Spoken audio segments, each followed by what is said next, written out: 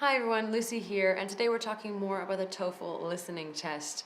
And in this particular lesson, we're looking at lecture skill 12, non-standard format. So in this lesson, first I'm going to describe the task, next we're going to talk about the method, and finally it's time for you to do some practice. So the purpose of this lesson is to understand exactly how to complete the listening non-standard format question type. Okay, now this type of question is a little bit different, so it's important that you pay careful attention to the task description. Okay, so let's take a look. So in this particular task, you want to match information in a table by ticking a box. And with this particular non-standard format, there are actually two different possible types, and I'll show you an example of each. So our first type looks like this. You can see we have some statements and you want to tick a box indicating yes or no for each of these statements. Now our next type instead has a list of statements, and rather than yes or no, you want to tick if they are correct for that particular column. In this case, the columns are arranged by location. So now for both of these task types, the method is the same, okay? Remember that the first step, as always, is to listen to the audio and take notes. Okay, remember that note-taking is incredibly important, right? You want to try to get as much information as possible without wasting your time writing full sentences. Instead, you want to keep your notes short and sweet.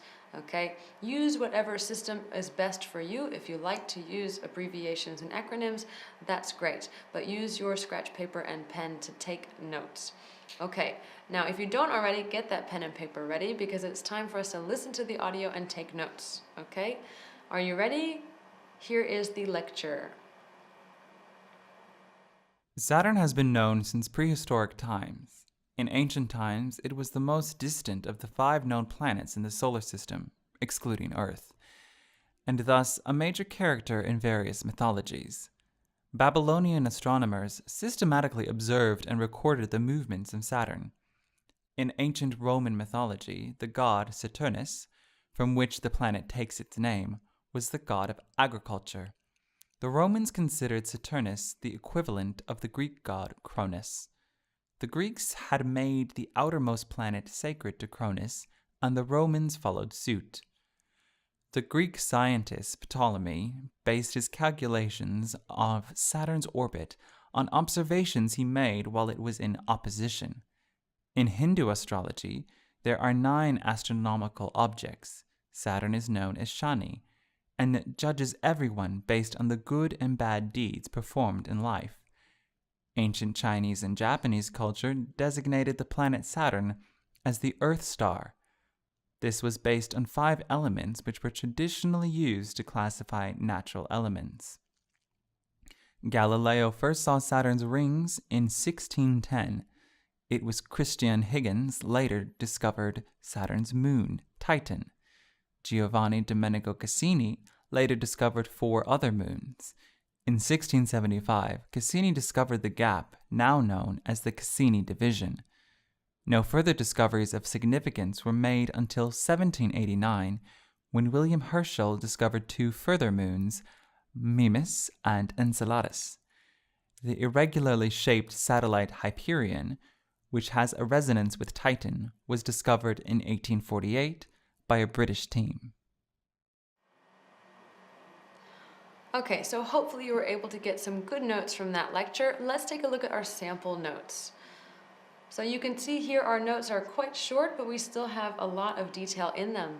And you can see things like the equal sign. We're using a symbol to help simplify our notes and make our note-taking faster. Now our next step is to read the question and answer options. So like always, remember that you're going to have to listen before you get to look at the question, and that is why the note-taking skills are so important. So let's take a look at our question.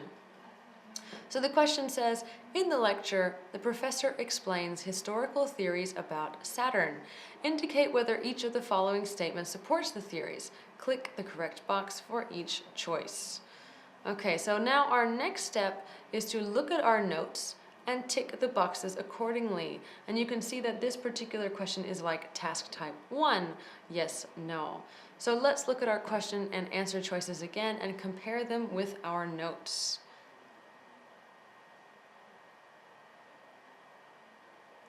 Okay, now remember, in this particular case, we're not trying to eliminate any obviously wrong answers. For each of these, we have to decide if it's yes or no. So let's go through. So A is yes. B, no. C, yes. D, no. And E, yes. Okay, so hopefully you did all right there. Let's take a look and do some practice on our own, okay? So again, if you don't already, make sure you have a pen and paper ready, and let's take a look at our own practice. Now remember that the first step, as always, is to listen to the audio and take notes. Are you ready? Here is your practice lecture. In Jungian psychology, archetypes are highly developed elements of the collective unconscious. Being unconscious, the existence of archetypes can only be deduced indirectly by examining behavior, images, art, myths, religions, or dreams. Jung described 3 categories of archetypes: archetypal events, archetypal figures, and archetypal motifs. First, archetypal events. They include birth, death, separation from parents, initiation, marriage, and the union of opposites. Archetypal figures include the Great Mother, Father, Child, Devil, God, Wise Old Man, Wise Old Woman, the Trickster, and the Hero. Finally, archetypal motifs are the Apocalypse, the Deluge, and the Creation. Although the number of archetypes is limitless, there are a few particularly notable ones, recurring archetypal images, the chief among them being the shadow, the wise old man, the child, the mother, and her counterpart, the maiden. And lastly, the anima in man and the animus in women. Okay, now next it's time for us to take a look at the question, okay? And remember to bring up your notes and pay careful attention to which box you think you need to check, okay? So let's take a look, and here is our question.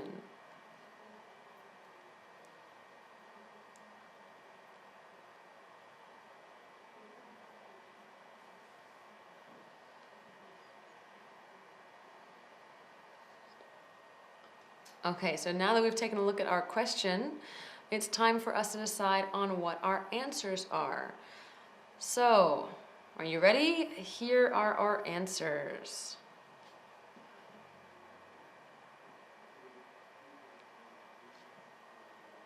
Okay, so how did you go with the practice on your own? Hopefully you did well, and I hope you're pleased with the result. Thank you so much for watching, and remember that if you have any questions about the TOEFL test or any other English test, please take a look at our website at e2language.com. Thank you so much for watching, and see you next time. Bye!